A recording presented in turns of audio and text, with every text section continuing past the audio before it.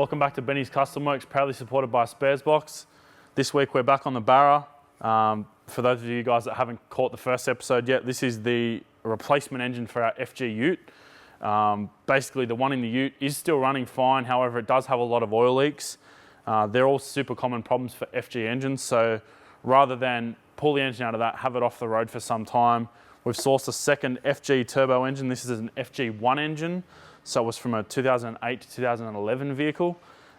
This engine's actually quite good for retrofitting to other vehicles as well because it has good pistons, good rods, but it also has the provision for a front or a rear dipstick.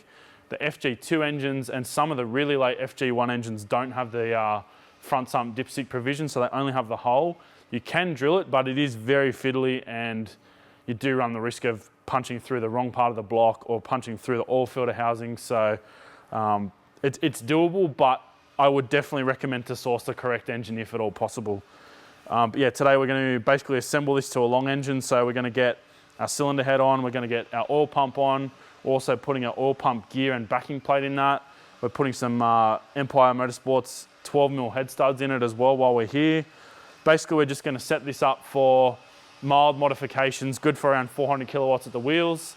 Some guys push it more up to 500, but we want this thing to be super reliable because it does tow car trailers and all sorts of stuff. It's a work ute, it's not a race car, but it would be nice to have a bit more power. Alex at High Spool Industries also has rebuilt and repaired our 3582 that came with this engine.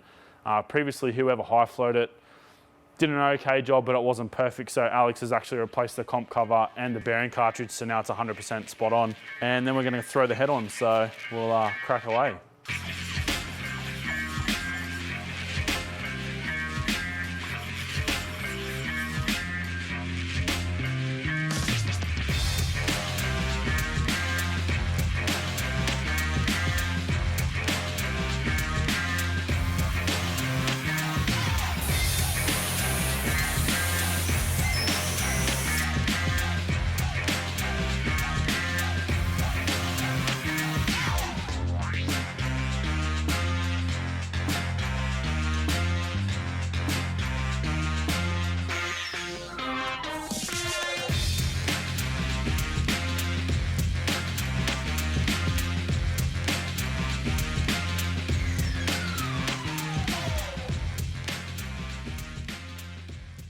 This is our Permaseal VRS kit or top end rebuild kit. This is a pretty awesome kit because it comes with every single bit you need, including your valve stem seals. We already have valve stem seals replaced in our cylinder head. We actually ordered a second set just for convenience sake. So we'll keep these for a future project. But basically it comes with every single gasket to do the top of the engine. So you've got obviously your head gasket, your exhaust manifold, your inlet manifold gasket, or your rocker cover gasket. You've also got all different inlet manifold gaskets for both options as well. So this gasket kit will actually do BA to FGX. So all your barras are covered in one kit. And this particular kit is the turbo kit. So you also get your turbo dump pipe and inlet flange gaskets, as well as some other bits and pieces. I think there's some copper crush washers and stuff that come in it as well. So it's a pretty comprehensive kit. As usual, we got this one straight from Sparesbox. Was here pretty quickly. Yeah, stoked with it. So we're going to throw this one in. To see everything that we're using today and more, check out our page at Sparesbox. We'll leave a link in the description so you guys can check it out. But we're going to crack this open. We're going to hit the head gasket with some Hylamar. Then we're going to give the block one final clean. We're also going to roll the head over and give that a final clean. Then we'll start our final assembly.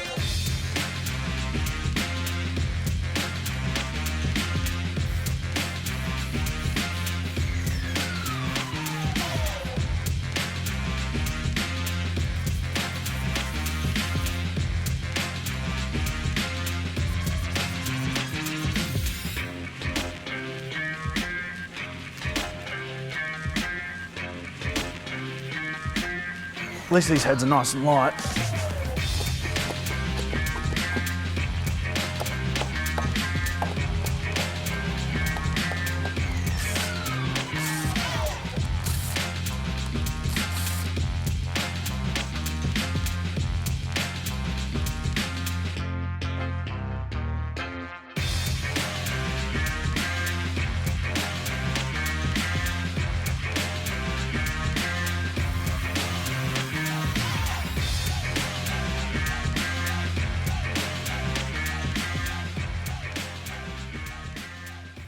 Got our cylinder head on. Obviously we've got our new Permaseal head gasket in there with our new head studs. Now's the time to torque it. Normally when you're doing a aftermarket style head stud, you torque them in 3 stages. This particular stud, the manufacturer recommends 110 foot-pounds as the final torque. So I'm going to torque these at 35, then 70, then 110. Gives a nice even load up of the gasket, and hopefully that'll obviously prevent head gasket problems in the future. So yeah, we're basically going to go end to end and then work our way into the center. Then our second retorque, obviously back, same deal, and third again. So obviously you want to do a nice even torque as well, because if you start just randomly picking bolts, it's not going to clamp the head down correctly or evenly. So yeah, it's key to maintain that even load spread on the cylinder head, so that you're not either warping the head or unevenly clamping it, because either of those things can promote premature head gasket failure or other issues that basically are going to ruin your freshly assembled or repaired engine. So yeah, be mindful of even torquing. Every manufacturer has different procedures as well, so refer to either the supplier themselves or the documentation that comes with the studs. This kit doesn't come with documentation, but when I messaged Empire, they did say 110 foot-pounds was the final torque. So we'll zing these up with the trusty torque wrench and go from there.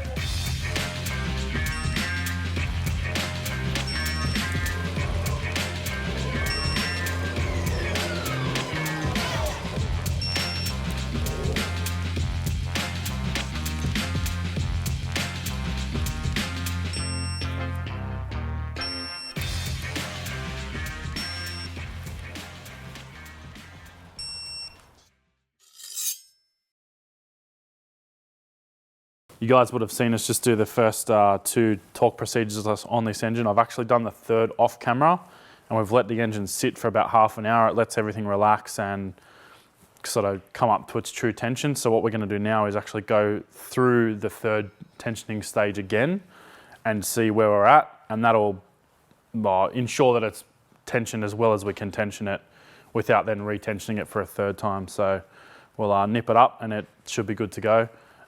This particular gasket, this MLS gasket, doesn't need retorquing in the car, so you don't have to heat cycle it and then pull the cams out and retorque it.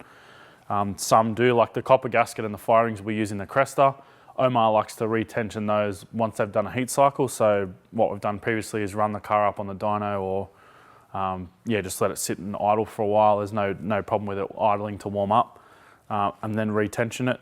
Interesting, what I have seen in America, people have actually made setups where they run hot water through the block without actually having the engine running. So they've basically got it assembled and torqued up, no cams or anything in it, but they'll run hot water through both sides of the block. So it's just another interesting idea, and it seems to work really well for those guys, but I haven't seen anyone implement it here, especially with a Barra. So, but yeah, we're going to retorque the head, then we'll fit our cams in our other rocker gear and sell stuff on the internet, and then we'll keep going.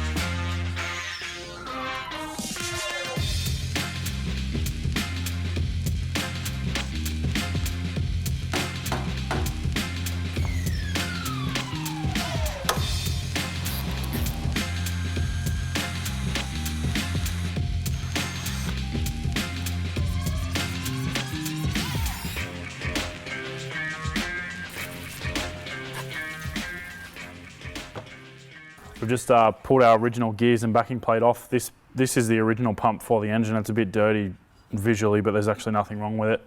We've had it soaking in some cleaner, and that's as good as it's going to get without some pretty funky hot wash or whatever. So Once this goes back in the engine over time with regular oil changes, it'll clean up anyway, because a lot of modern oils have high detergent levels, which are designed to actually clean this sort of sludge off.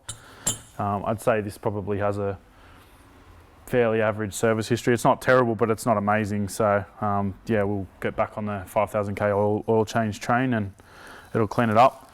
But we've now come to the point where we're going to be fitting our new backing plates. This is a steel billet backing plate, and we've also got our steel billet gears. Previously we had an aluminium backing plate and some cast or sintered metal gears. These are both just factory Ford parts. You guys also would have seen us drill out some of the bolts.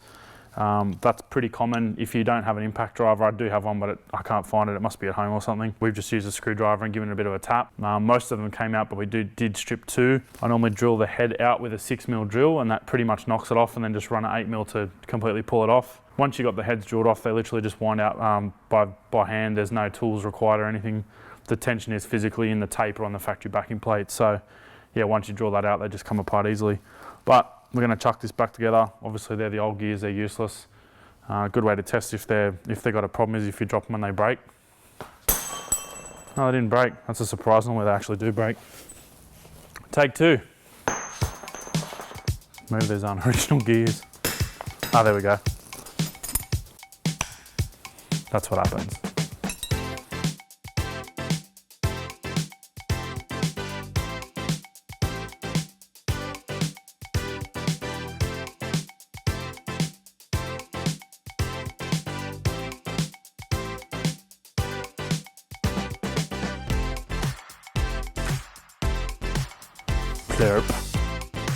Oh, so glad I just chucked all the bolts in this bucket.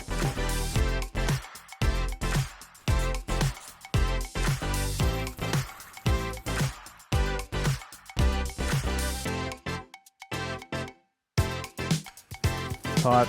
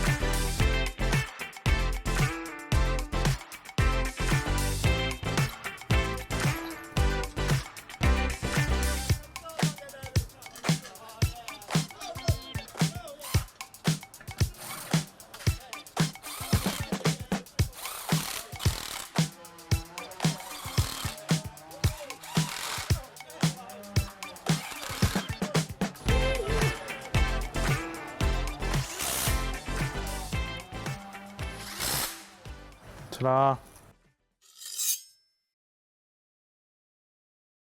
One of the things I really like about these Permaseal kits is you can actually mix and match kits. So we've actually already opened this one, but this is a basically a bottom end conversion kit. So it makes your VRS kit a complete engine kit. So you get a front crank seal, a rear main seal, your water pump seal. You also get 3-bond because an FG requires a lot of 3-bond to seal it. It only has a front and rear seal, which are also in the sump that already come with this kit.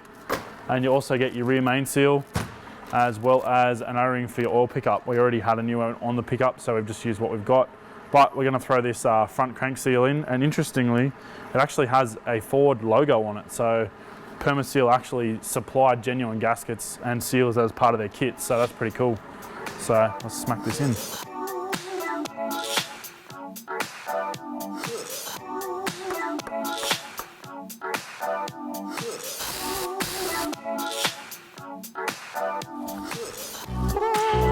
More hotness.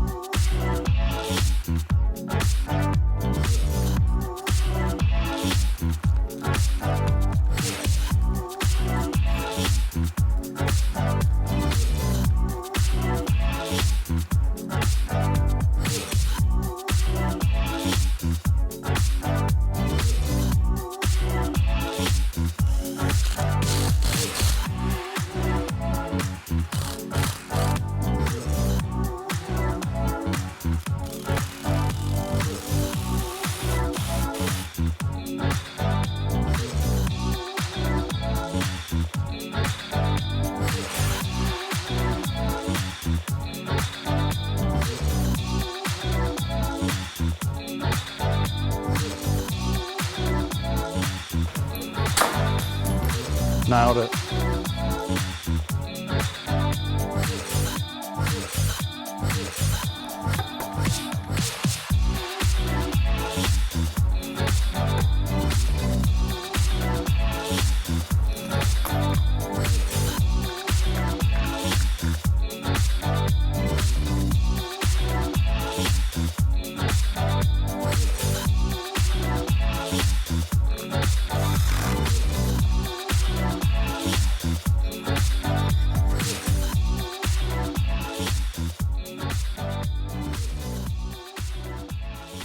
Well, it's another day in the cam. We've got our Barra completely assembled. So as we covered before, we've now got the cylinder head on, we've got our head studs in. The one thing I didn't mention previously though, the cylinder head also has valve springs in it. So, well, obviously it has valve springs, it has upgraded valve springs. So now it's a pretty capable little package.